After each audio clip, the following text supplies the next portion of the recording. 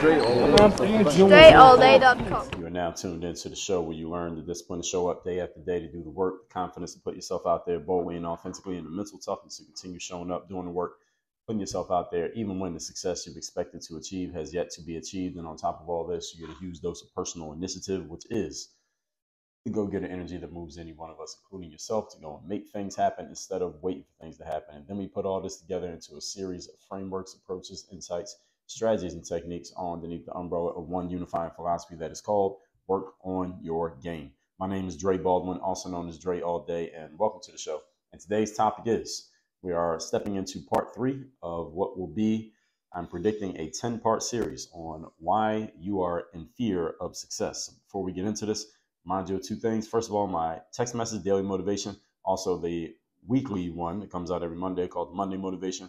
You can get those by being a member of my text community by texting me at my number, 305-384-6894. If you don't get an immediate response from our confirmation bot, that's because we still have some tech issues with the text, but those will be fixed and you'll be in the community. So just text me now. Anyway, secondly, Work on Your Game University.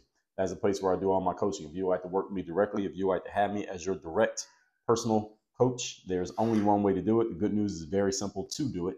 All you got to do is go to workonyourgameuniversity.com. You can see exactly what we're doing. Hit the button on that page, schedule a time to get on a call with us. That call is free of charge, just so we can find out who you are, where you're at, what you're doing, what you believe is in your way. And if we believe we can help you and we believe you'd be a good fit for what we're doing, then we'll tell you how it works and how to move forward from there. Again, that's workonyourgameuniversity.com. So with all that out the way, let's get right into it. I don't have to give you any intro to this. So let's pick up right where we left off at point number 7.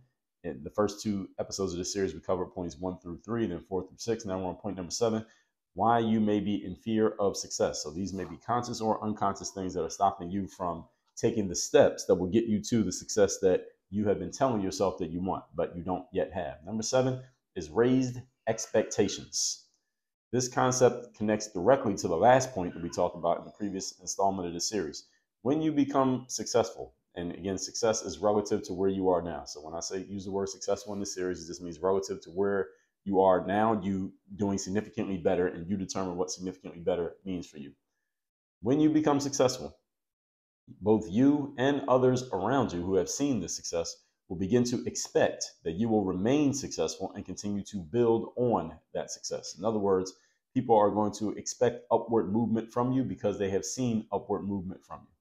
People tend to expect you to do the same stuff that you've done before. Human beings are creatures of habit. So when you see someone doing something, they expect you to do it again. And anything that you show to people, they're going to expect you to do it over and over. And the more people who see you doing a certain thing, the more people, let's just say, will have the expectation of you doing it again. So when you create success and only a few people know about it, well, then only a few people are going to have the expectation of you repeating that success. But if a lot of people know about it, then you're going to have a lot of people having that expectation on you to create that success. And when you know a lot of people are expecting you to be successful, again, a lot being a relative term, that may create pressure for you. And that pressure on you could cause some people to rise to the occasion, or it could cause you to crumble under what you perceive as pressure. And this is just how a lot of human beings look at things in life. But you know, all these people are looking at you and expecting something. It's harder to perform than if nobody was expecting anything or nobody was watching you in the first place. This is one of the reasons why in basketball, back in my days as an athlete, a lot of basketball players would follow my training material, and I would teach them how to practice basketball and get better at playing basketball. But then when it came time to actually translate those practice skills into live game action, it was a challenge for many athletes. They would get performance anxiety or just not perform as well. Maybe it wasn't anxiety, they just weren't performing as well in front of everybody, because it's a whole different ballgame when you're practicing something and no one's watching, and then you do the same thing and there's a whole bunch of people watching. So for example, when I record episodes of this show, it's just me here. There's nobody else in the room listening to me right now while I'm talking. And I'm only speaking to a camera and into a microphone, but not to live human beings. I don't feel the thousands of human beings who are actually going to hear this episode. I can imagine it, but I don't feel your presence right now while I'm recording this. And I'm going to have it already recorded by the time you hear it. And at the same time, I'm comparing that to, even though I have a lot of stage experience, I have plenty of experience being on stages as a physical performer, like in sports, and also as a speaker, as a professional speaker, TED Talks, etc., things like that, sales presentations and things like that. If I was to record episodes of this show in front of a live studio audience, the first few times I did it, it will feel a little bit different than it feels for me to record this show right here by myself with nobody else in the room, even though I have the experience, simply because it's a different type of thing. And I have those eyeballs on me. I feel those eyeballs. I don't feel any eyeballs on me right now because there aren't any. So those raised expectations, the fact that people are just watching you, can make a difference in the way that we perform in life. And any of you who's ever gone from a position of nobody knowing who you were to having some people, it doesn't have to be a million people, it could be 5 people watching you from 0, that's a big difference. And sometimes people can't perform as well when they know that they're being observed. So this can take the shape of, as I said, pressure, because now you have to perform at a high level all the time once you show that you can create success. And it's no longer a surprise to other people. When you're successful, it becomes a standard, almost to the point that it is so normalized that people they're not even excited when you do something that is so great. It's just normal for you to have this level of performance to where people don't even appreciate it as much because they get so used to it that, again, they almost feel entitled to that level of performance. This is something that I've talked about when you heard me talk about performing at a high level, being a superstar of what you do. You take someone like LeBron James these days in basketball, or Michael Jordan if you're a little bit older. These guys normalized greatness. They normalized having a great game 97% of the time that they had a game, to where them having a great game was not something to get excited about. It was like, this is what this person does. They just do it all the time and it's normal. If they didn't have a great game, that was the surprise. Whereas most people in their line of work, they have a great game, everybody's all excited because their great games are so few and far between. Whereas the superstar level people in any line of work, you having a great game is so normal that no one's excited anymore when you have a great game. It's almost not almost, but we can say for sure, people come to take it for granted because they're so used to you doing it. So, and this is something that, again, becomes a mental challenge for a high level performer, because you got to keep finding ways to get yourself mentally locked in to perform at that high level, even though everyone's already expecting it. Everyone expects it from you, and nobody's going to be excited when you do it, but you still have to do it anyway. That's a challenge. It's not as easy as it sounds. So when you get to that level, it's no longer a surprise. Again, it becomes a standard, an expectation of others, let alone for you. And again, this sounds like a good idea from the outside looking in. It feels a whole lot different when you're the one who everyone is looking to solve every problem, close every deal, and do what nobody else has been able to do. It's much easier to just be a member of the crowd, have no expectations on you. It's much easier to do that because nobody's expecting anything. So anything you do is like extra. It's gravy. But what about you doing that extra level and that's just the normal? And again, you don't even get a handshake for doing it. This is why most people are average. This is one of the reasons why most people are average. It's not because most people are incapable of success. And it's not because most people don't want success. It's because most people don't want to deal with the expectation that come with being a known successful individual. Most people don't want to deal with the expectation that comes with success, because there will be expectations. In the book Relentless, written by Tim Grover, who, speaking of Michael Jordan, he was Michael Jordan's trainer for a lot of his career. Tim talked about how many people in basketball, for example, as a metaphor, don't want to take that last shot in a game, because if you make the last shot, now next game, when somebody needs to make the last shot, now they're going to be looking at you to do it again. And now it becomes an expectation because you've done it before. And that's exactly what I mean, that people fall into, human beings, again, as creatures of habit. We see someone doing something, even one time, and we start to expect that that's just what they do all the time. We're going to expect them to do it, especially if they're doing something that we don't want to do or that we can't do. We will gladly get behind that person, let them do it instead of you doing it yourself. So it's not that people don't want to do something great. It's that they don't want to be expected to do something great. That's the difference. Doing something great is one thing, but doing something great when everyone is looking at you like, all right, hey, do something great. We need you to do something great. Do it right now. And you just got to do it on call. That's a whole different ball game than when you're doing something great and you came out of nowhere and everybody's like, wait, who's that? We never heard of this person, but look at them. Look at this great thing that they're doing. It's a whole other thing when everybody shows up expecting you to do a great thing, and now you got to do it with everybody looking. It's way different when the expectation is on you. And this may be a thing that holds people back, not holds people back, but causes people to hold themselves back from being successful, because this is the trade-off. This is what happens afterwards. Point number 8, we're talking today about why you may be in fear of success, consciously or unconsciously. Number 8, less support. So this one can go both ways. I'll give you both sides of this. When I say less support, when you become more successful, the support level may go down. So on one hand, it is true that once you start creating momentum and success for yourself, more people may want to come around and help you or stand next to you or do anything to be around you now that you really don't need it as much as you needed it before. It's a paradoxical thing when it comes to help and assistance, is that the more you help yourself and the more success you create on your own momentum, the less you need it, but the more people want to give it to you. This is how we get things like the rich get richer and the poor get poorer. When you have a lot of money and people knows you have a lot of money, you often don't have to pay for stuff, even stuff that is relatively expensive. And when you're poor and you don't have any money, you got to pay for everything. You don't get anything for free when you're poor. So it's just funny how that works in life. And this is why the gap continues to widen between the people who are at the high levels of performance and people at low levels of performance. Because when you're at the high level, people just give you stuff and you don't even have to work for it. Not everything, but I'm just saying this metaphorically. You get the spirit of the point that I'm saying. And when you are more successful, again, sometimes you just get more help. Now that you don't really need it, now everybody wants to help you. It's just funny like that, right? Where were all these people when I actually needed some help? Now everybody wants to help me. So in one way, you will have more support that you don't actually need or even want. It may not even be useful support when you're already successful. People just want to be around you, again, because they want to just have the frisson of having that success rub off on them. And offering support is their way of getting around you if you allow it. On the other hand, though, fewer people in some areas will want to be around or support you simply because you are doing something that they haven't done and or do not understand. And so this is like the third time this concept has come up in this series already. As a general rule, people avoid things that they don't understand. So it depends on how your success has come about, where you did it at, and how other people can relate to how you got to where you got to, and what type of people may be more attracted or less attracted to you based on the fact that you are successful.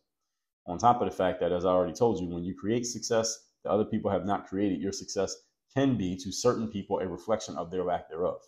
So you can still have support, but it may be fewer in number than when you were a less successful individual. It's funny that it can happen this way. Sometimes it doesn't happen exactly this way, but often it can. So this is a real fear, but at the same time, let's remember that fear is not actually a real thing. Fear is just a feeling. It's something that we conjure up in our minds. It's not something that actually happens to you. Similar to embarrassment, similar to confidence. These things don't happen to you. They are choices. They're just states of mind. They're ways of thinking. Because you have created a certain level of success, which means you'll be able to help yourself even when others are not willing to help you. That's one of the reasons why having less support may not even matter that much. But again, you have to get your mind around accepting what I just said, because it's one thing for me to say it and you to logically get it. It's another thing for you to accept it and actually go out and live it. That the more successful you become, okay, well, these people aren't going to hang around me anymore. They won't want to help me anymore. That's okay, because with the success that I've created, not only have I shown myself that I can do it, I now have the resources to do it on my own. So everything that they were doing, I can do myself, and I don't need them, or I can replace them because I have the resources to do so. So this is part of what creating success can do for you. It gives you the confidence and the mental toughness to understand that, okay, the people who left, I'm still going to do what I'm going to do, whether you're going to be around or not. We're still going to make this work one way or another. Give you an example here, speaking of Michael Jordan, who I already mentioned. In the last carnation of the Chicago Bulls dynasty, which was from 1996 through 1998, the last 3 years they won the championships when Michael Jordan was the main guy. They had this guy on the team named Dennis Rodman. If you're a basketball fan, you know about Dennis Rodman. You might know about him even if you don't watch basketball. And Dennis was we can say he was a free-spirited, eccentric type of guy, but he was a very good basketball player, damn good player. He is, I believe, in the Basketball Hall of Fame to this day. And Dennis was a kind of guy who he wasn't the guy who kept a normal, disciplined, professional type of schedule that a Michael Jordan or a Scottie Pippen would have kept, but he still did his job when it was time to get on the court. And there was a time when Dennis, while playing with the Bulls, I believe it was his first year with the Chicago Bulls, he got suspended because he had kicked a cameraman on the sideline during a game, like intentionally kicked the cameraman. I remember when this happened back in the 90s. And Dennis got suspended for maybe 10 or 11 games. And according to the stories, the Chicago Bulls, during those 10 or 11 games, Dennis Rodman was a big piece of their team. They needed what Dennis brought to the table because they had that was a hole in their roster before he got there, at least the year before. And Michael Jordan and Scottie Pippen, the two leaders of the team, according to reports, they decided that they were going to play as, they didn't say this out loud, but they played as hard as possible during the games that Dennis Rodman missed. They played as if it was for the championship because they wanted to win as many games as they could always, but with Dennis out, they wanted to make a point of winning games without him to prove to him that, hey, the shit you did on the other teams you've been on, where when you don't play, the team loses and the team gets worse when you're not around, that's not going to work over here. We're going to win with or without you. And according to, I think Tim Grover said this in his book, he told Dennis Rodman, look, we're going to win whether you're here or not, so you might as well get on board. That's the kind of mindset that I want you to have once you understand that creating success makes you a more empowered individual, regardless of your tangible resources. This is a mental resource. Point number 9. Today's topic, once again, we're on part 3 of our series. Why you may be in fear of success. Number 9, burnout. Burnout. That creating success may just make you tired from doing so much stuff to create and maintain that success. This is the person who's worried about how they will cross a bridge before they have even gotten to the bridge. Well, I don't want to become successful because then I got to do all this work, then I got to carry the load, then I'm going to have all these expectations, then people are going to want me to do this, and they will only do that, and everybody's going to be coming at me, and you haven't even created the first level of success. You haven't even taken the first step to get success yet, but you're already worried about what's going to happen once you get there. All right, this is, again, putting a down payment on failure. And a lot of people tend to do this as a rationalization for their inaction in the moment. I want to make sure you don't fall victim to this, because a lot of people do this. It's like an automatic, I call these ANTs, A-N-T-S, automatic negative thoughts. I wrote about this in my book, Work on Your Game, which you can get by going to workonyourgamebook.com. Telling yourself about all the negative things that could happen before you have even taken the first step to making anything happen, let alone a negative thing, let alone a positive thing. You haven't done anything. You're just telling yourself all the bad stuff that could happen. And before you know it, when you allow these ants to accumulate, because if you see one ant, there's usually a bunch of ants. What happens is by the time you allow them to accumulate, you have thought yourself out of doing anything. You haven't taken even one action step because you thought yourself out of how bad it may be in the future. If you do this, then this, then this, then this. All right. They call this the chain reaction fallacy. Chain reaction fallacy is if I do this, then that means this is going to happen, then this will happen, and this will happen, and this will happen. And you take it all the way to the, in cognitive dissonance discussion, they call this the absurd absolute, like the furthest possible extent of this. It doesn't necessarily have to be absurd, but you get to the point that you basically psych yourself out of it, psych yourself out of doing anything because you're thinking about how bad it could end up. And again, nothing's even happened yet. So people saying that they don't want to create success because you don't want to burn yourself out by doing too much work or giving too much effort that you believe success will require. How about we just get to success first and then solve our problems after we get there? Handle your problems as they come and make sure that it's an actual problem, not one that you just conjured up in your mind that doesn't even exist. I remember a female friend once asked me years ago to show her how to do some workouts in the gym. She had never really worked out before and she just wanted some guidance on things she could do on her own by herself in the gym. So I said, all right, we'll go to the gym and I'll show you how all the machines work. I'll explain to you how they work. You tell me what parts of your body you want to work out and I'll show you how they work and then you can go do the stuff. And before we even got around to doing this, here's what she said. This is in the same conversation we were talking. This was not in the gym. We're having this conversation. And she says, well, Dre, let me warn you of something. I just want to get in shape. I want to get toned. I want to tone my body up. This is the kind of language that women use when they talk about the gym. I want to tone my body up, but I don't want to look like some big muscular female. I want to be one of those gym females who's like bodybuilder females who looks like a man. This is her language that she's saying. I don't want to be looking like a man with all these muscles and all that stuff. I just want to get toned up and get my body in shape. And mind you, this woman who's talking to me, she had never done any type of consistent exercise or workout routine in her entire life up to this point. She was worried about, I don't want to have big muscles like one of those bikini competitor women. I told her that we need to focus on you actually showing up to the facility maybe 3 times in a row before we worry about you having too many muscles. Your problem with having too many muscles probably is not going to happen. And I stayed in contact with this woman for many years after. I haven't seen her in a while, but last I saw, she still didn't have the problem of having too many muscles. I think she still has a problem of actually going to the gym, at least the last that I checked. Hopefully she fixed that problem at least. But this is the same thing I'm going to tell you. All right, don't start putting down payments on problems that you don't even have yet and problems that are based on actions that you haven't even taken yet. All right, that's a waste of energy, it's a waste of time. And again, you're talking yourself out of success that you haven't even gotten yet. Don't do that. And this is one of the things that stops people from getting to where they want to get to. And you'll notice throughout this series that a lot of these things that keep people from success, these fears of success, let's be clear again what a fear is. A fear is false evidence appearing real. That's how people break down the 4 letters of fear. False evidence appearing real. Fear is something that you create in your mind. It's not a real thing. You may have a real feeling about fear, but the fear itself is not a real thing. It is only existing in your mind, and you can make it poof, disappear just as easily as you brought it in. And a lot of the things that cause people to fear success, again, are just things that you have conjured up and created in your mind that do not actually tangibly exist. That's it. Recapping the next 3 points in this series. Number 7, raised expectations. We're talking about why you fear success. Raised expectations. You believe that there will be more people expecting more of you because you have created success, and that will happen. And your fear or your wanting to avoid those raised expectations may cause you to sabotage your own success. Number 8, less support. This can go both ways. You may get more support from people who just want to be around you simply because you're successful, and less support from people who just don't understand how you got your success, or maybe they be a bit envious or confused about or by your success, and they may go away. So you could get more or less, but more may not even be the more that you want. Number 9, burnout. You're concerned about, maybe I'll burn myself out doing too much work or having too much expectations on my shoulders or have too much to do if and when I become successful. Therefore, you sabotage your own success before you even get there.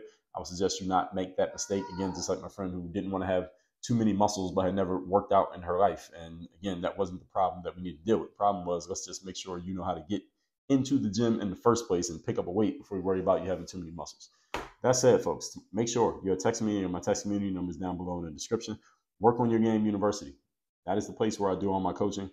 What we're talking about over the course of this series is a lot of mindset stuff. There's a lot of foundational mindset pieces. And mindset is the foundation of anything you're going to do in business. You want to make more money next year. You want to have more customers. You want to build up your list. You want to launch your course. You want to finish your book. You want to make more sales.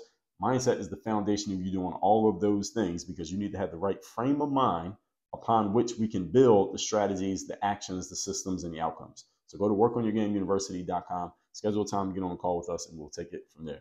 Tomorrow, we go into the next part of this series. Work on your game. Dre, all